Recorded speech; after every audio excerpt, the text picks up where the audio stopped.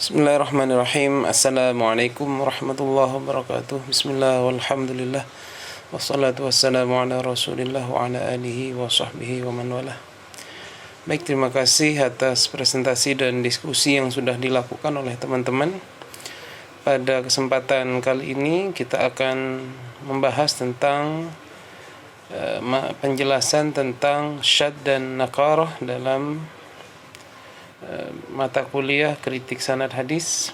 Terdapat beberapa pertanyaan yang insyaallah nanti akan saya singgung dalam penjelasan saya.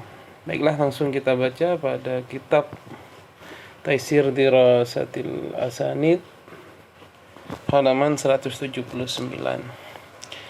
Asyartu tsalis min syurutis shihah, syarat yang ketiga dari syarat-syarat kesahihan hadis. Asyartu tsalis, syarat yang ketiga, at-tahaqquk min intifa'i syudzud awin nakarah. At-tahaqquk, terrealisasinya, terjadinya, min intifa'i syudzud, tidak adanya syadz, kejanggalan-kejanggalan, awin nakarah atau nakarah. Jadi syarat yang ketiga dari syarat hadis sahih adalah tidak ada hadis tersebut terdapat syudzud ataupun nakar. Wa ma'nahu at-tahaqquk min anna hadhihi riwayah qaidul bahsi mahfuzatun sanadan wa matnan. Makna dari ungkapan di atas adalah bahwasanya sebuah hadis tersebut harus sebuah riwayat, ya, bahwasanya riwayat tersebut harus terjaga secara sanad ataupun matannya. Jadi syadz dan nakarah ini yang nanti juga akan disinggung berkaitan baik itu pada sanad sebuah hadis ataupun pada matan. Jadi syadz pada sanad bisa, syadz pada matan bisa. Wa li tawdihi dzalika la budda min muraja'ati haddi syudzud wan nakarah. Dan untuk menjelaskan hal tersebut kita harus kembali memperhatikan makna syudzud dan nakarahnya. Fasyudzud, maka adapun syudzud, syadz, janggal itu, huwa mukhalafatu thiqah man huwa awthaqu minhu, adalah membedainya seorang yang thiqah membedai kepada orang yang lebih thiqah darinya. Au tafarrudu thiqah bima la yuhtamal minhu sanadan au matnan, atau menyendirinya seorang yang thiqah bima la yuhtamalu minhu sanadan au matnan, dengan sanad atau hadis, ya, la yuhtamal, yang tidak bisa muhtamil itu ada kemungkinan, ya, sanadan au matnan, baik dari sanad ataupun matannya. Jadi makna syudzud itu di sini ada dua, ya. Dia yang pertama adalah mukhalafatu thiqah man huwa awthaqu minhu, adalah membedainya seorang yang thiqah terhadap orang yang lebih thiqah darinya, atau dia menyendiri dalam meriwayatkan hadis. Jadi disebut tafarrud. Kemudian wan nakarah kasyudzudzi illa annaha mukhtassatun bid-dha'if. Ini sudah mulai menjelaskan tadi yang teman-teman diskusikan, ya. Wan nakarah, hadapun nakarah, istilah nakarah itu kasyudzud adalah sama dengan syudzud, sama-sama maknanya sama. Illa annaha mukhtassatun bid-dha'if, kecuali nakarah itu dikhususkan kepada hadis yang dhaif. Kalau syudzud tidak. Kalau nakarah disebutkan apa itu? Adalah yang diriwayatkan oleh mutaakhirun, ya, al hadis alladzi rawahu dhaif mukhalifan lithiqah, ya. Jadi hadis munkar itu, atau istilah hadis munkar oleh mutaakhirun, adalah al-hadis alladzi rawahu dhaif mukhalifan litsiqah. Adalah hadis yang diriwayatkan oleh orang yang dhaif dan dia membedai orang thiqah. Maka kalau yang meriwayatkan itu dhaif, orangnya dhaif dan membedai orang thiqah, maka hadisnya nanti dia namanya hadis nakarah ya. Itu sudah jelas. Tadi sudah dijelaskan. Waqad takhtassu bithiqah, dan kadang-kadang juga nakarah ini dikhususkan dipakai dalam dikhususkan kepada orang yang thiqah, awis soduk atau yang soduk, fi halat, dalam beberapa keadaan, fi halatin khosatin, dalam beberapa keadaan yang khusus. Jadi walaupun secara umum istilah nakarah itu hanya digunakan untuk dhaif, tapi ada beberapa keadaan nakarah ini juga bisa dipakai kepada perawi yang thiqah. Taqaddama bayanuha fi kitabina Taisir Ulumil Hadis, yang sudah kami bahas dalam kitab Taisir Ulumil Hadis. Jadi kalau ingin memperinci, silakan Anda cek di kitabnya beliau ya, musannif Taisir Ulumul Hadis. Yang penting penjelasannya seperti itu. Itu tadi yang dimaksud dengan diskusi teman-teman ya. Jadi di situ terletak poin tadi diskusinya teman-teman. Penjelasannya seperti itu. Wasyudud wan nakarah qad yata'allaqan bis sanad wa qad yata'allaqan bil matni kama sawfa yati at-tamthil lahuma. Dan sudud dan baik sudud dan nakarah itu bisa berkaitan dengan sanad atau bisa juga berkaitan dengan matan sebuah hadis. Jadi matan bisa syad, sanadnya juga bisa syad. Kama sawfa yati tamtsil lahuma, sebagaimana yang akan kita berikan contoh ya.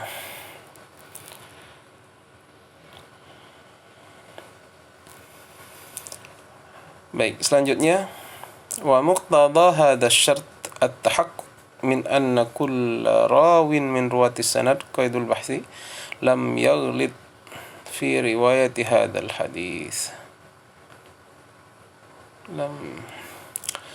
Jadi yang dimaksud dengan syarat ini ya, tujuan atau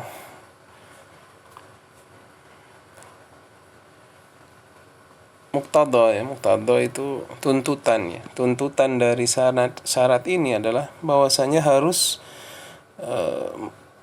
setiap rawi dari perawi-perawi sanad itu tidak salah dalam meriwayatkan hadis. Bal riwayatuhu hadhi takunu muwafaqah li riwayati thiqah. Maka juga, bahkan riwayatnya juga harus sesuai dengan periwayatan orang yang thiqah lainnya. Wa in tafarrada bir riwayah yakunu tafarruduhu muhtamilan minhu. Apabila dia menyendiri dengan riwayat, maka menyendirinya tersebut muhtamilan minhu. Fala yanfarid bima yustangkaru alaihi. Maka dia tidak menyendiri dengan sesuatu yang yustangkar, disebut mungkar kepadanya. Jadi Syekh Dr. ya Nuruddin Iter dalam masalah istilah hadis mungkar atau mungkarul hadis ini mempunyai pendapat yang cukup bagus ya. Dalam kitab beliau menulis seperti ini.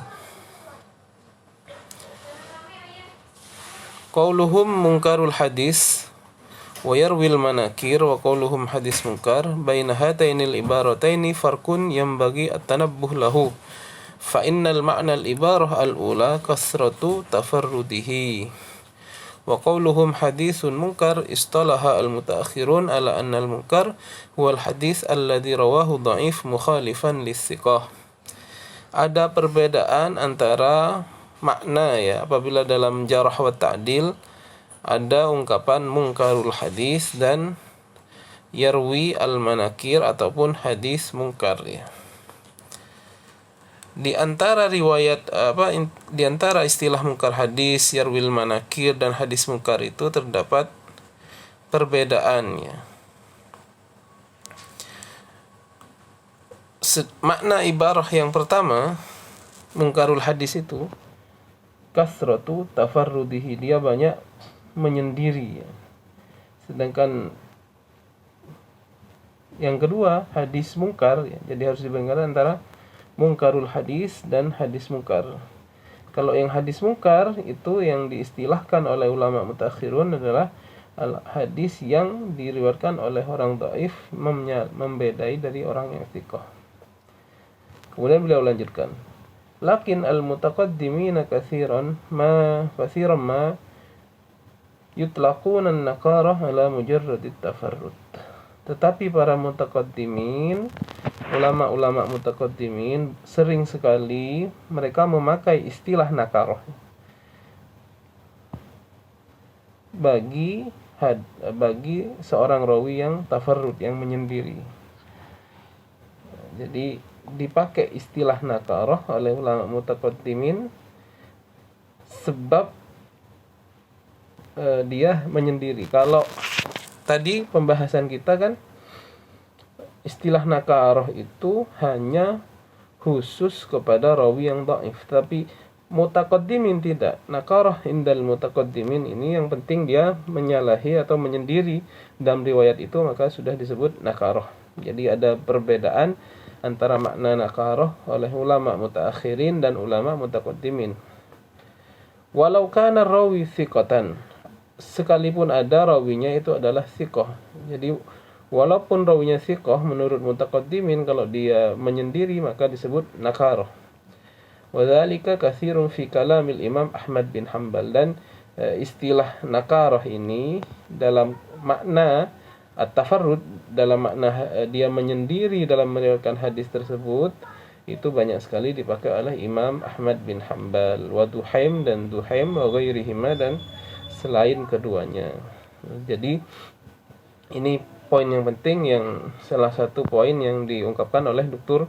Nuruddin Itter ya, mengenai masalah nakarah ini.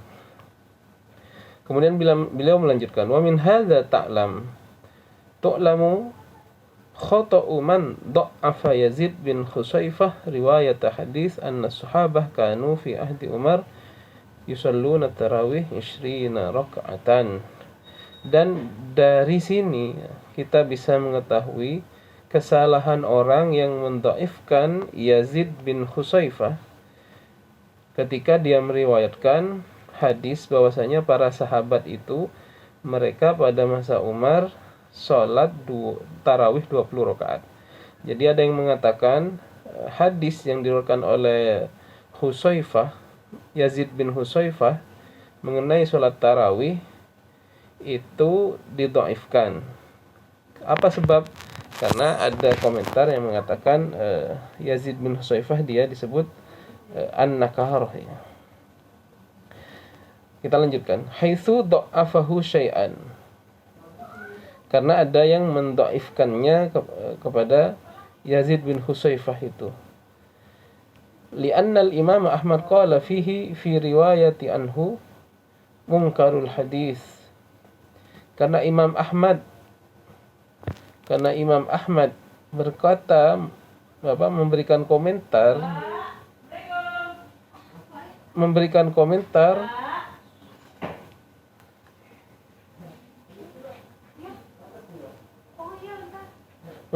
komentar bahwasanya Yazid bin Hutsaifah itu disebutkan mungkarul hadis, diberikan komentar seperti itu. Kemudian dilanjutkan oleh beliau Syekh Nuruddin, waqad araftu anna hadzal qaul minal Imam Ahmad la yaqtadi tad'iful hadis. Dan aku mengetahui bahwasanya komentar mungkarul hadis terhadap Yazid bin Hutsaifah itu tidak menentukan, atau beliau tidak menuntut untuk mendhaifkan hadis tersebut. Bal huwa hakama minhu bi annahu yatafarradu bi ahadits. Dan tetapi itu adalah sebuah penetapan dari Imam Ahmad bin Hanbal bahwasanya Yazid bin Khusaifah tadi yatafarrad bi ahadits, adalah orang yang menyendiri dalam meriwayatkan hadis ya. Walaysa yadurru thiqah ay yatafarrad bi ahadits, dan tidak membahayakan atau tidak membahayakan kepada kesikohan kepada seseorang apabila dia menyendiri dalam meriwayatkan hadis, tidak membahayakan. Innama yadurruhu al-mukhalafah, yang menjadi masalah dalam bab ini adalah mukhalafah. Mukhalafah itu menyalahi orang yang sikoh. Tapi kalau dia menyendiri seorang sikoh itu tidak ada masalah. Wal maksud huna wat tafarrud, dan yang dimaksud oleh Imam Ahmad bin Hambal itu adalah tafarrud. Beliau itu menyebutkan dia menyendiri dalam meriwayatkan hadis, bidalili anna Ahmad radhiyallahu anhu, dengan dalil bahwasanya Imam Ahmad radhiyallahu taala anhu wathaqahu aidan, beliau juga mensikohkan Yazid bin Khusaifah itu juga. Wa kadzalika i'tamada tawthiquhu jamaahirul ulama, begitupun juga banyak sekali tautsik atau pensikohan yang muktamad daripada jumhurul ulama. Jadi poinnya ya, pada poin syadz dan nakarah ini, kalau yang syadz itu adalah periwayatan orang yang sikoh menyalahi orang-orang yang sikoh yang lain, seperti itu. Sedangkan nakarah ini adalah periwayatannya orang yang dhaif menyalahi orang yang sikoh. Namun istilah yang kedua ini adalah istilah ulama mutaakhirun. Sedangkan nakarah menurut ulama mutaqaddimun ini bersifat umum, baik itu orangnya menyendiri sikoh ataupun dia ketika menyendiri walaupun sikoh disebut juga nakarah. Seperti yang sudah saya jelaskan tadi, bahwasanya orang yang mendhaifkan hadis di masa Sayyidina Umar tentang sholat tarawih itu dengan menyebutkan riwayat bahwa Imam Ahmad bin Hambal itu menyebutkan dia mungkarul hadis, bukan bermakna orang itu dhaif, tetapi orang itu tafarrud, adalah orang tersebut menyendiri dalam meriwayatkan hadis. Dan juga diperkuat bahwasanya Imam Ahmad bin Hambal juga mensikohkan perawi tersebut, yaitu Yazid bin Khusaifah. Begitupun juga ulama yang lain juga mensikohkan Yazid bin Khusaifah ya. Demikian penjelasan sedikit tentang syadz dan nakarah, mudah-mudahan bermanfaat. Wassalamualaikum warahmatullahi wabarakatuh.